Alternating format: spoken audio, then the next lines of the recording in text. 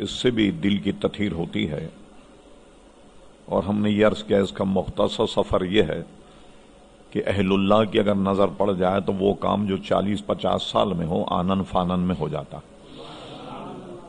اس پر ہم نے کچھ باتیں آپ سے عرض کی تھیں گزشتہ اتوار۔ آج ہم اس پر گفتگو کریں گے۔ آج دیکھیے دنیا میں ہر آدمی بے چین ہے، سکون نہیں، پریشان ہے، اطمینان قلب حاصل نہیں۔ جتنے نشہ آور کرنے والے لوگ ہیں ان سے پوچھئے، یہ بھی آپ کو یہی جواب دیں گے۔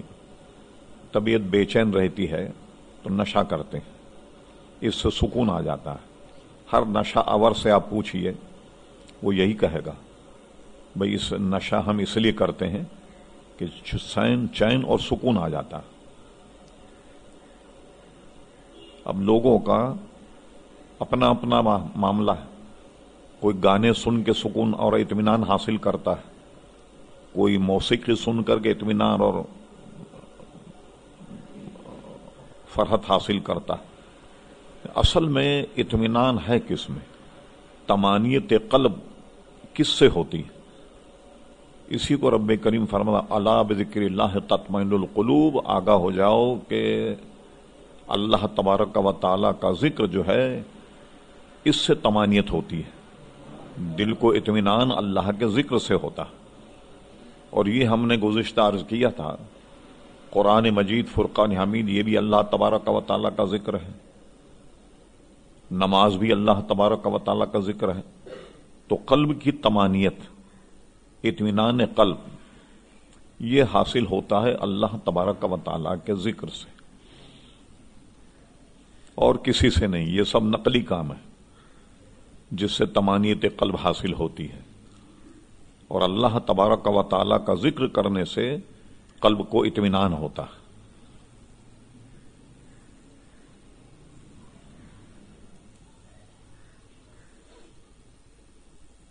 اب ہم کہیں اور طمانینت تلاش کر رہے ہیں، اس لیے بالکل بیکار ہیں، گمراہ ہو رہے ہیں۔ تو جب اللہ تبارک و تعالیٰ کے ذکر میں طمانینت ہے، اطمینان قلب اللہ کے ذکر میں، تو اللہ کا ذکر کیا کریں۔ اس لیے صوفیاء کرام نماز اور روزہ کے علاوہ حلقہ ذکر کرتے ہیں، اپنے متعلقین، متوسلین، مریدین کو ذکر کرواتے ہیں کہ قلب کی تطہیر ہو جائے اور قلب مطمئن ہو جائے، اور اس کی طمانینت جو ہے وہ اللہ تبارک و تعالیٰ کے ذکر میں۔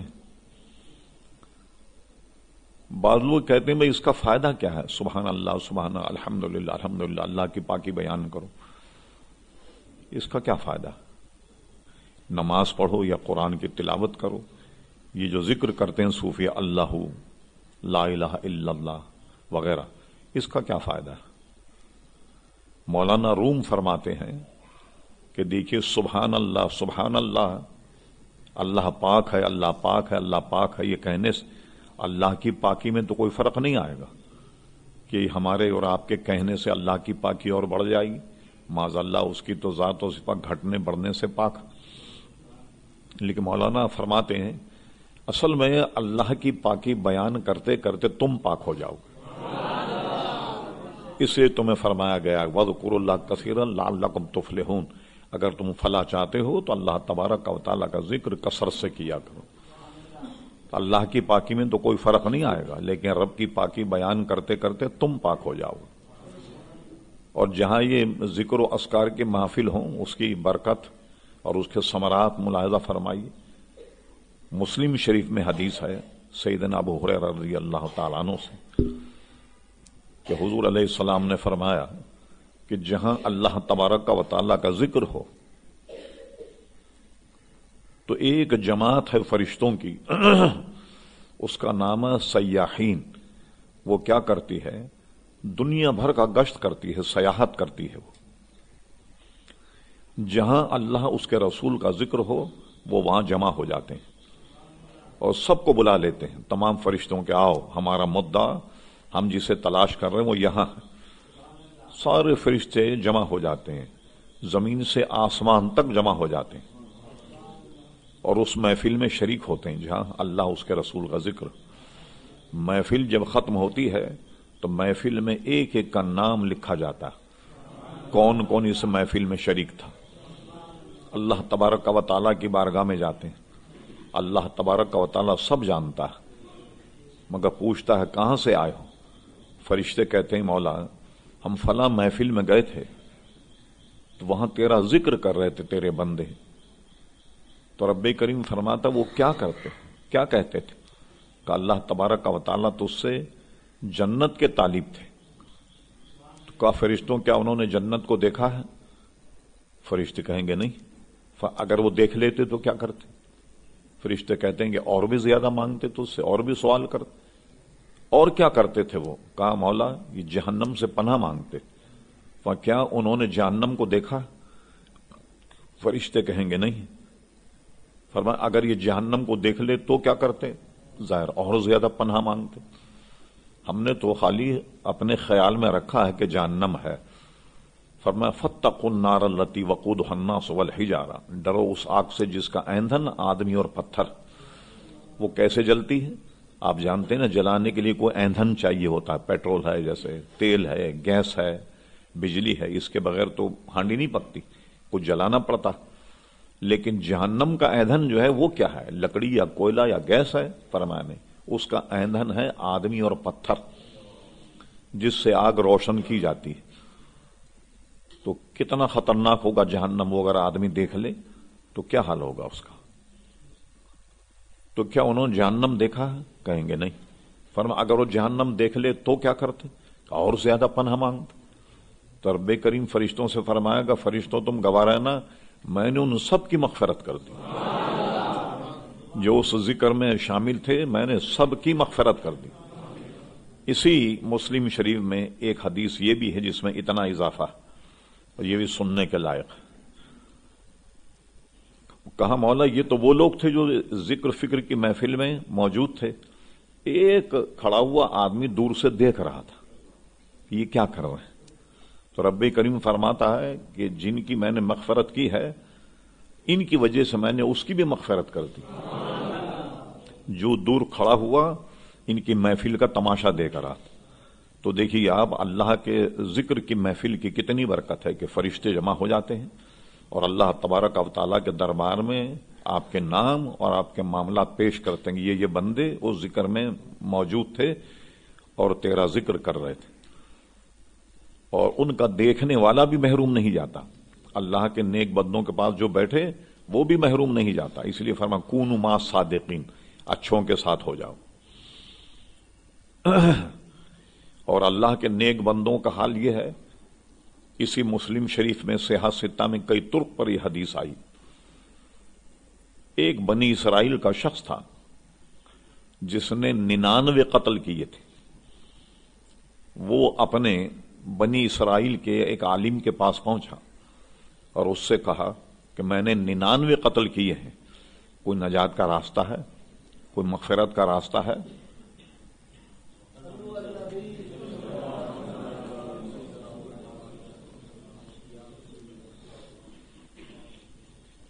وہ ان کا عالم جو تھا لگتا پورا عالم نہیں تھا.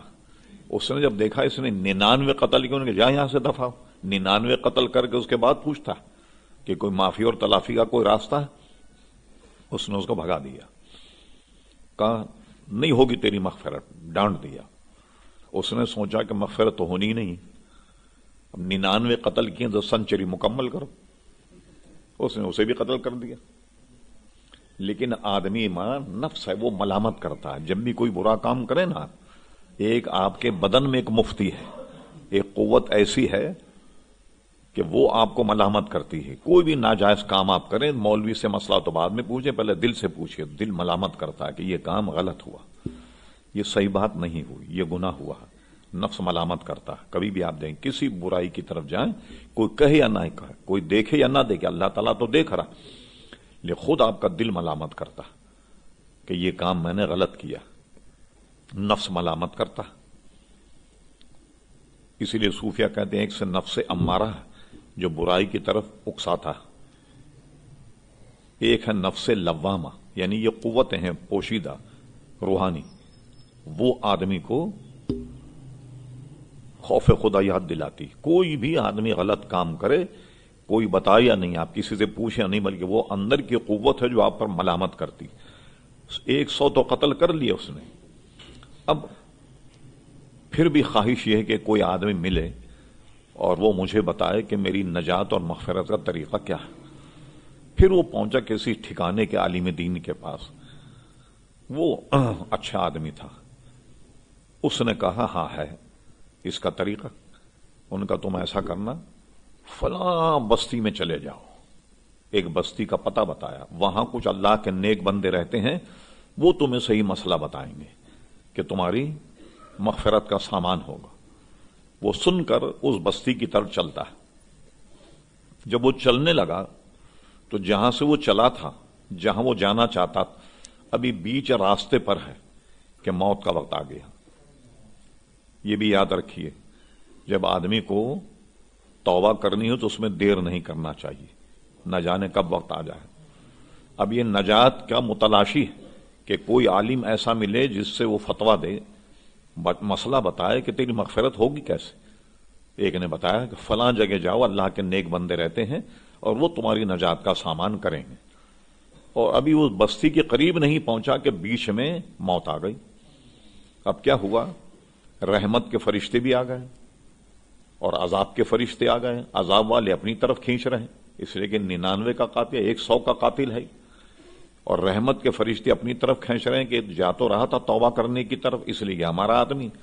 तो अल्लाह तबारक व तआला ने फरिश्तों का ये नज़ा देखकर एक फरिश्ते को भेजा। वो इंसानी शक्ल में आया और आने के बाद दोनों फरिश्तों से ये कहा कि अल्लाह तबारक व तआला ये फैसला फरमाता है कि जहां से ये तौबा करने के लिए चला था वहां का फासला नापो, और जहां जाना चाहता था उधर का फासला नापो कितना है, और जिसके करीब हो उसी के साथ इसका हशर किया जाए। अब अल्लाह तबारक व तआला के इरशाद पर ये फरिश्तों ने नापा, तो ये अल्लाह की मेहरबानी है। ये तो बात है जो मैं कह रहा हूं, अल्लाह ने मेहरबानी की। जिधर नेक बंदे रहते थे, एक बालिश उधर ज्यादा हो गया। वो यानी तौबा की तरफ जब जा रहा था तो उधर ज्यादा हो गया। तो अल्लाह ताला से कहा, मौला ये उस तरफ ज्यादा है जो तेरे नेक बंदे। तो अब अल्लाह तबारक व तआला ने फरमाया, चूंकि तौबा की नीयत से चला था, मग़फ़िरत का मुतलाशी था, और अल्लाह के नेक बंदों की बस्ती के करीब आया, और जहां से चला था वहां से दूर हो गया, लिहाजा इसकी मग़फ़िरत कर दी गई। तो अल्लाह के नेक बंदों की बस्ती की तरफ कोई जाए और रास्ते में मौत आ जाए तो अल्लाह तबारक व तआला उन अल्लाह के नेक बंदों की वजह से उसकी मग़फ़िरत फरमा देता है। ये देखिए अल्लाह तबारक व तआला की मेहरबानी की, जो तौबा के रास्ते पर गामजन हो जाए तो अल्लाह तबारक व तआला उसकी नीयत करने ही पर उसको माफ कर देता है। अभी उसने बाज़ाब्ता अल्लाह के बंदों से वो मिला भी नहीं और तौबा भी नहीं की, लेकिन इरादा तौबा था, और अल्लाह तबारक व तआला उसकी मग़फ़िरत फरमा दी। और ये भी मैंने बताया आपको कि उस मजमे को जो देख रहे थे अल्लाह तबारक व तआला ने उनकी मग़फ़िरत फरमा दी। तो अल्लाह के नेक बंदों से हमेशा ताल्लुक़ रखना चाहिए कि वहां का बैठने वाला, उनके साथ रहने वाला कभी महरूम नहीं रहता। हाँ, अल्लाह तबारक व तआला उसकी मग़फ़िरत फरमा देता। तो इससे ये पता लगा अल्लाह तबारक व तआला कितना रहीम और करीम है कि तौबा का इरादा कर लो तो उसकी रहमत जो है वो उसका साथ देती है और कोई ना कोई उसके नजात का रास्ता निकल आता है। लेकिन कोई आदमी इरादा तो करे, चले तो सही तौबा के रास्ते पर, और जिस रास्ते पर वो चला तो जाहिर है कि उसका शुमार फिर नेक बंदों में हो गया। जैसे कि एक आदमी हज करने के लिए घर से निकला, इरादा है कि हज करने जा रहा, और रास्ते में मौत आ गई, तो हर साल वो हज करता रहेगा। जी हाँ, किसी भी नेक रास्ते में निकले और उसे मौत आ जाए तो हमेशा उसकी वो नेकी लिखी जाएगी। जैसे जिहाद करने जा रहा और रास्ते ही में मर गया तो गोया वो मुसलसल क़यामत तक जिहाद कर रहा है, उसको इतना सवाब मिलेगा। उम्रे पर जा रहा है या हज पर जा रहा है तो जिंदगी भर उसको हज का और उम्रे का सवाब मिलता रहेगा। अल्लाह तबारक व तआला इतना रहीम और करीम अजीज़ान गिरामी के नेक बंदों की बस्ती की तरफ जा रहा है तौबा करने के लिए और रास्ते में मर गया ایک بالشت ادھر زیادہ ہو گیا جدھر اللہ کے نیک بندے رہتے تھے تو اللہ تبارک و تعالیٰ نے بندے پر رحم کر دیا. تو میں عرض کر رہا تھا اللہ تبارک و تعالیٰ کا ذکر جو ہے وہ طمانینت قلب جو ہے وہ اللہ تبارک و تعالیٰ کے ذکر سے ہوتی ہے. دوسری جگہ لوگ تلاش کر رہے ہیں، یہی وجہ کہ گمراہ ہو رہے ہیں. کبھی گانے سننے میں لوگوں کو طمانینت ہوتی، کبھی موسیقی سننے میں لوگ